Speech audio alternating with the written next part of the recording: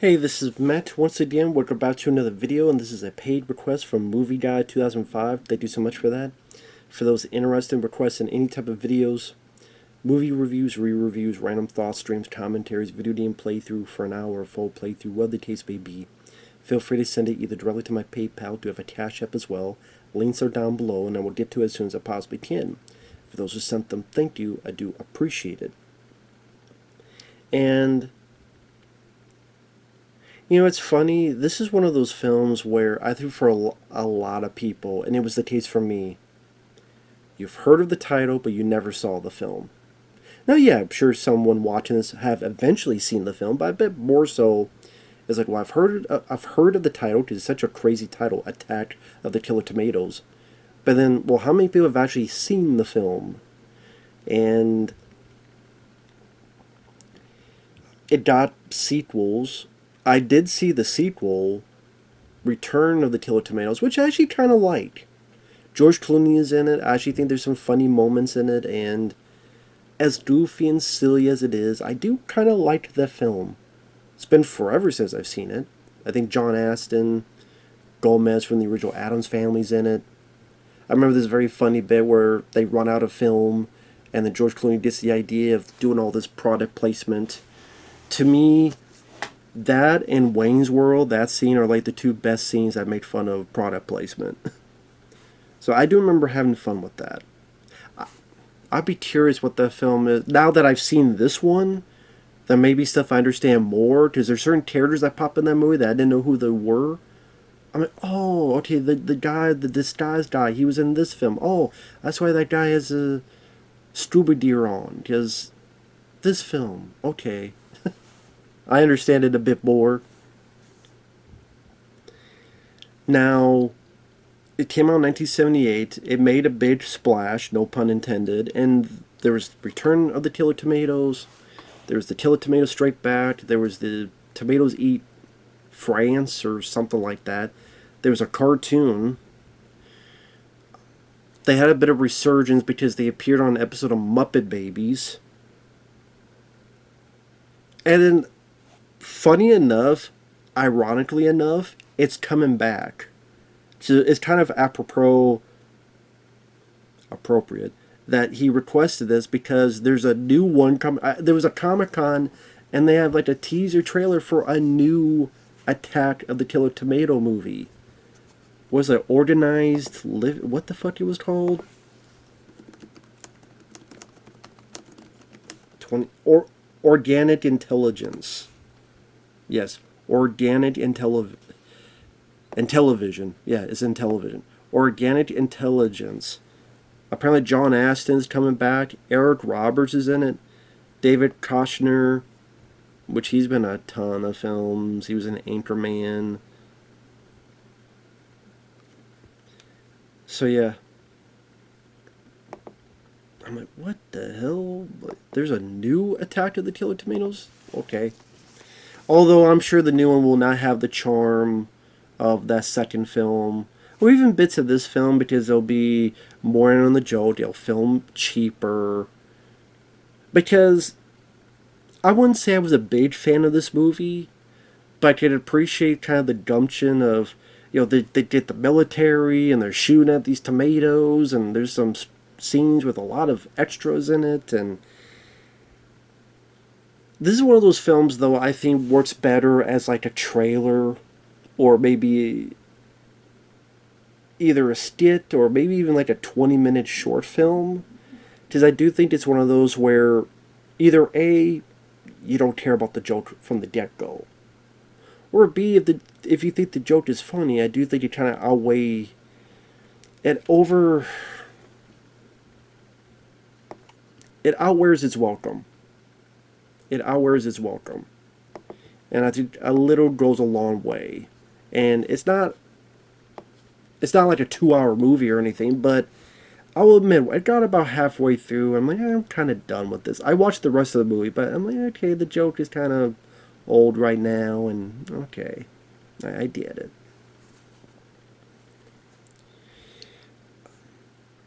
Now, the plot of the film, tomatoes start killing And I mean, it was kind of funny at the beginning where a woman's looking at a garbage disposal and there's a tomato stuck there, and it sounds like motorboy. And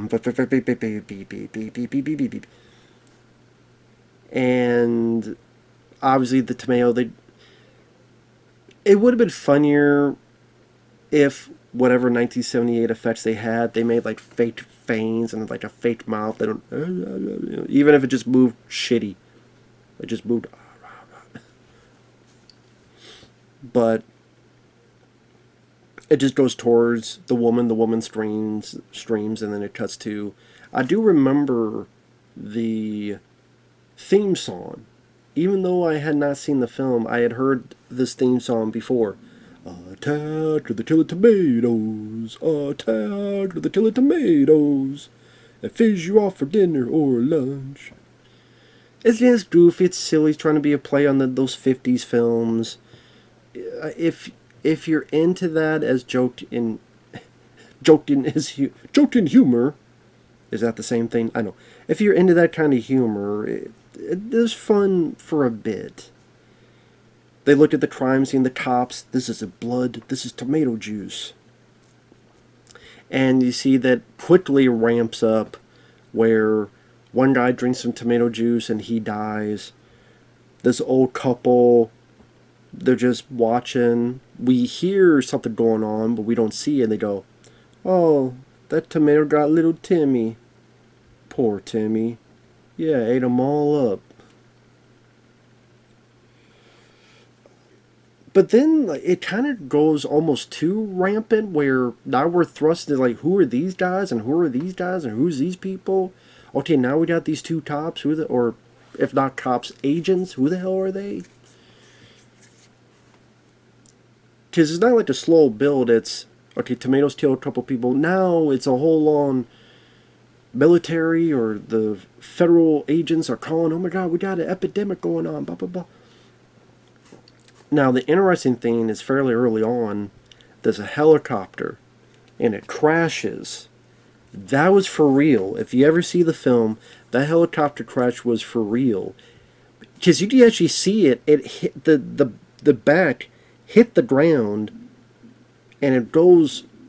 Thankfully, it was not a Twilight Zone incident. Like this, you can laugh, and it was funny... in a way, because no one got hurt. The pilot was safe. No one got hurt. The pilot ran off. They used the crash in the film, and then they made a scene around it where, you know, they put some fire and stuff, and some people walk away, and someone goes, "How bad is it?" So the one other guy looks at the helicopter and goes, "Well, sir, I definitely don't think it's going to fly again." I'm not talking about that, I'm talking about this. So, like, it was an accident that thankfully nobody got hurt, and they turned to a positive. So it becomes like oh shit, you know, type of moment. Like, you can't, it's hard to create that unless by accident. Again, thankfully it worked out well here. Twilight Zone, years later, not so much.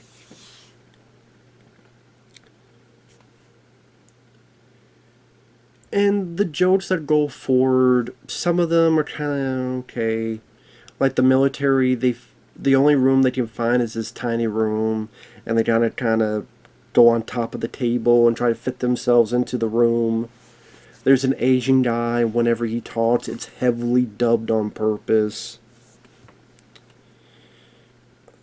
There's the obvious one where there's a point where people are in the water, and there's a knock on the Jaws theme as tomatoes are just kind of bobbing and people are screaming. It also makes some random, I say random, this is 1978, so it's going to reference films that are popular at the time. One of them is Superman, because one of the characters is a reporter named Lois. So there's a bit where there's a guy that walks by. Hey, Lois. Oh, hey, Clark. There's a guy with glasses, and if you look at him as he's walking away, there's a little bit of a red cape coming out of like the bottom of his shirt, and then you hear like a phew, and a guy's looking up. That, I mean, I was kind of funny, like, because the fact that that's all they did with it, they didn't push it too far. Like, oh, here's a guy with a fake Superman costume for parody's sake, fighting the tomatoes, and then over like they didn't put like. I didn't expect it. I didn't expect a Superman reference in Attack the Killer Tomatoes, so that was kind of funny to me. And then the rest of the film is they get this guy named Mason Dixon, and he's going to lead this team, where most of the team doesn't do anything. There's a guy who's into disguises, which he puts on like a tomato outfit, and he's kind of talking with the other tomatoes. Then he accidentally goes, "Did you pass the ketchup?" And he does like this, and then you never see him again. To the point that I thought his character was killed off, but I think he's actually in the sequel. Because like I said, I saw Return of the Killer Tomatoes first, and I'm like, why is this guy dressed like the Lone Ranger or whatever? Oh, I think that's the guy in this one who's a disguised guy. So, if it wasn't Lone Ranger, I forget what it was. It was something outfit he was on. But yeah, you never saw the guy again, so I thought he died. I thought they killed the character off. But I guess you technically don't see him die, so that's why he's in the sequel. There's a scuba guy, and you only see him like in a pond, or like a fountain, I should say. A fountain. You never see him again. So they do not. There's a woman who's like an Olympic swimmer. The only thing is she's eating like a cereal that's called steroids. Take that for you will. Some tomatoes attack her. She's kind of kicking and kind of bobbing them around, and then eventually she dies. And really the main guy is the parachute guy. Which the parachute guy, he was one of the guys behind the making of the film. What was his name? Because I think he's in the second film as well.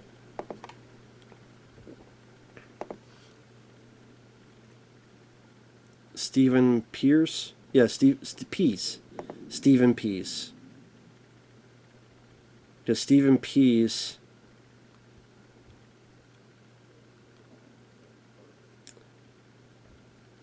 He was an actor, producer, writer on Attack of the Killer Tomatoes, Return of the Killer Tomatoes. He's, I guess, he's in the third one,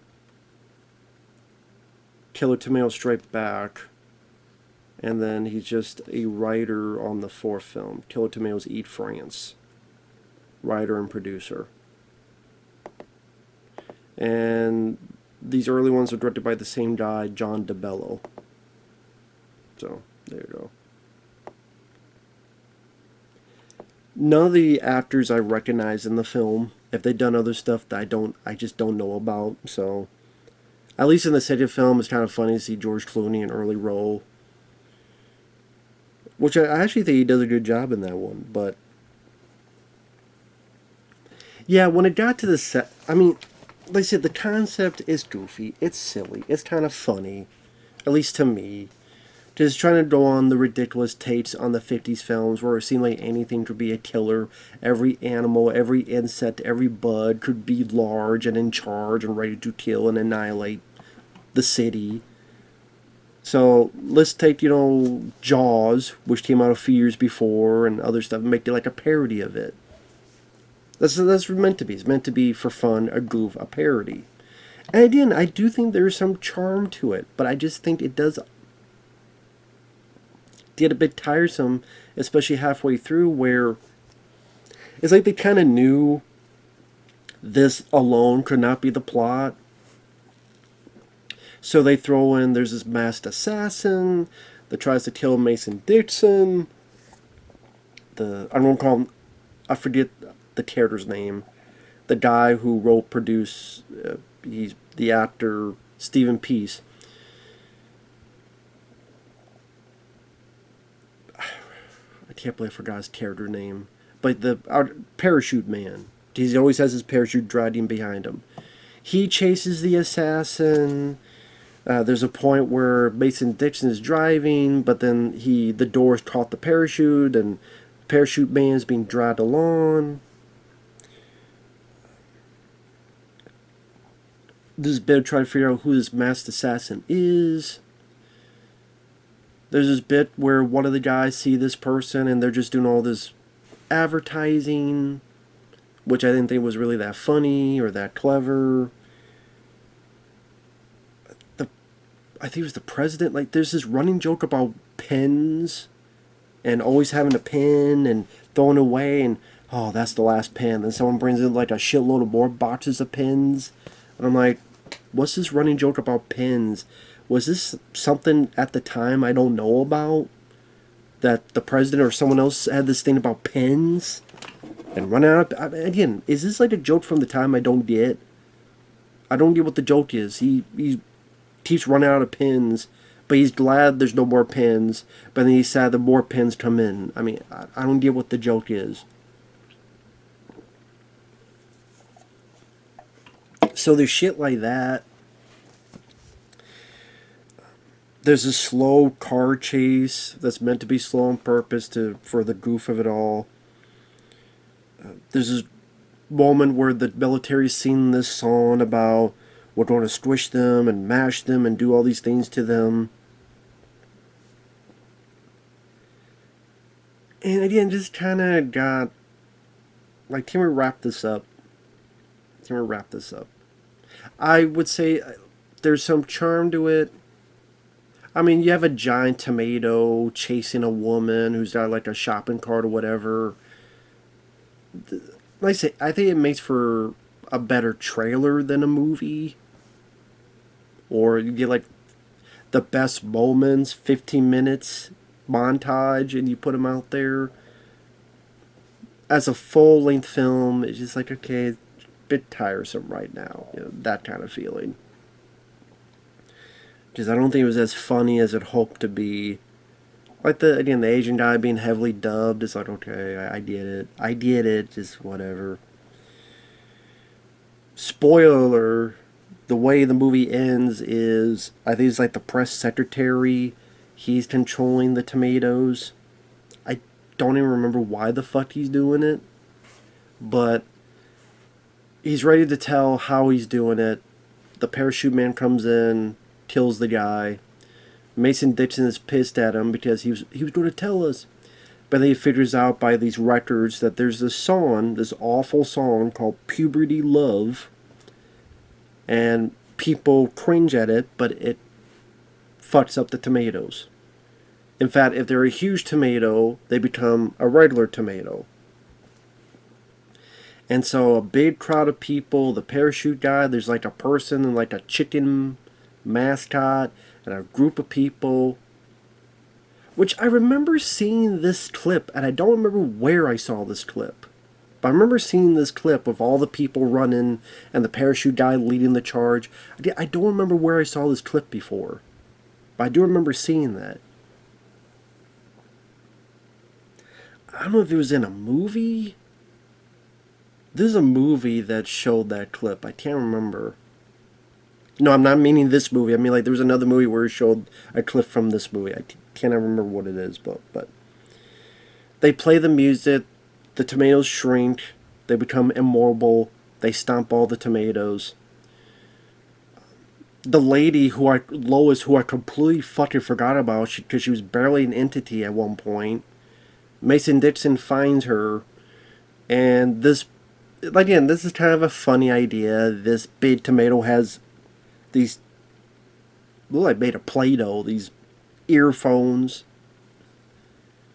And so Mason Dixon just shows the sheet music of the song, and it shrinks the tomato.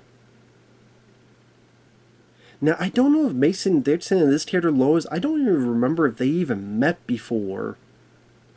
But maybe that's the joke, is that, you know, how a lot of movies, they're going to fall in love, even though it's only been 3 days.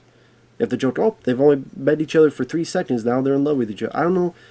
See, I can't remember now. See, I guess that's how invested I was in the movie. What's funny, I looked it up. That puberty love song that everybody hates and pretty much destroys the tomatoes. That was inspired by Donny Osmond because the people who made the film absolutely despised Donny Osmond songs. So I thought that was kind of a fun. Like I thought that was one of the that tidbit was funnier than some of the stuff in the movie. So I see, unlike a film like Catnado or some of these films nowadays. Yes, there's a film called Catnado. It's weird to say this had a budget, but it just it's shot like a film in terms of different locations, different places. It didn't look like it was just in one basement of one warehouse for 80% of the movie. Having these large crowd scenes, like when they charge against the tomatoes, or when the military. Then there's like model shots of some of the tomatoes like blowing up, and there's a little bit of ambition in this. I know I may be giving it too much credit, but considering some of the other low budget films I've seen, yeah, I could say this does have a little bit more ambition than some of those. But like I said, I wouldn't say I was a big fan of this film because I think a little goes a long way. And I think even if you're enjoying it, you may get a bit tired of it by like halfway through. Yeah, I mean, it's a curiosity piece. I'm glad I saw it once. Seeing it now, it makes some stuff in the sequel make a little bit more sense. Like I said, I haven't seen the sequel in forever, and I never saw the others. Yeah, I've never seen the other two. God, now there's going to be 5 of them. Because there's 4 now, and there's a new one coming out. Go figure, so. But yeah, I do remember like the Return of the Killer Tomatoes, but I haven't seen them forever. I haven't seen the other 2. This. Do I think this is one of the worst films of all time? No. There's over 100 movies that I'd rather put on that list. Because I get where they're coming from. Like I said, I just see some of the ambition. And there's a couple jokes that worked for me on this. And again, some happy accidents. Like the helicopter crash. I could see how this would have a cult following. I could see how some people would get more of a charm from the parts of badness on purpose for this movie, this parody. I like the poster too. It's a funny poster. So, like I said, take that for what you will.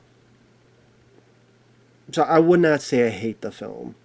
I just wouldn't say I'm a big fan of it, but there's bits and pieces I had some fun with it. But again, take that for what you will. Thanks for watching. Take care, and we will see you guys later. Bye bye for now.